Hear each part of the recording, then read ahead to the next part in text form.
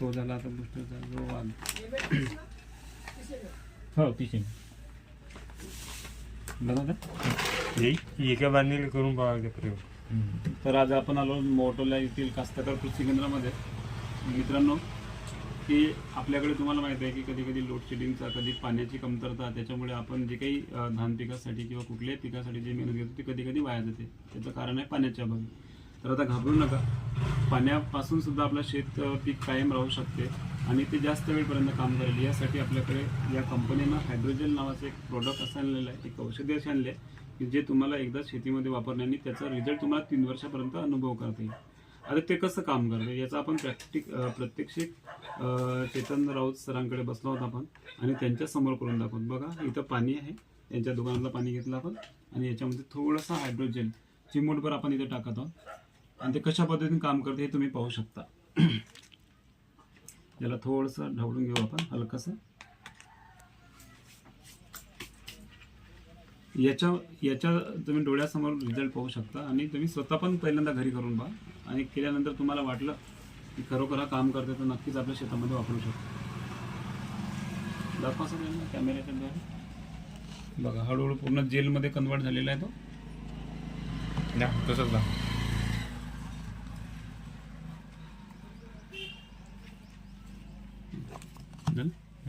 पाहू शकता अशा पद्धतीनं. काय नाही. ठीक आहे, तर याच्यामध्ये आपण पाणी पण टाकून देऊ अजून परत. याच्यात पाणी टाकल्यामुळे काय होणार, वास्तविक दवाईनं काम नाही करायला पाहिजे, परंतु कितीही पाणी टाकलं तुम्ही ग्लास भरून तरी परंतु तो परत त्यांना कामी लावते. आता परत आपण त्याच्यामध्ये हायड्रोजन टाकलं नाही तरी पण त्याला सुद्धा यांनी काय केलं, शोषून घेतलंय.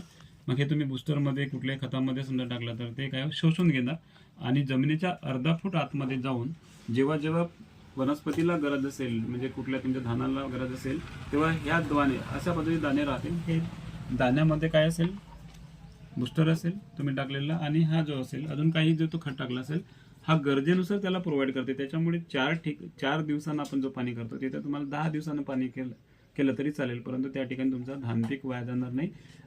लाईनीचा जो लोडशेडिंगचा प्रॉब्लेम आहे तो याच्यानं बऱ्यापैकी तुमचं शेतपीक वाचून राहील.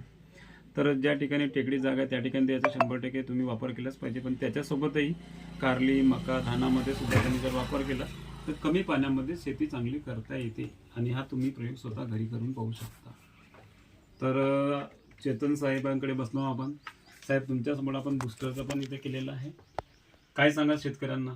कॅमेरा घ्या इथे सरांकडे. वापरायला पाहिजे, प्रत्येक शेतकऱ्यांनी वापरायला पाहिजे. कारण आताचा जो लाईनीचा लपंडाव पाहता याची गरज सर्वात जास्त शेतकऱ्यांना आहे. आणि हे एकरी जसा 3 किलो ह्या वापरायला पाहिजे. कारण की लाईनीचा लपंडा वरून पाण्याची पातळी कमी, त्यामुळे तर आपण सजेस्ट कराल शेतकऱ्यांना? ठीक आहे, धन्यवाद सर.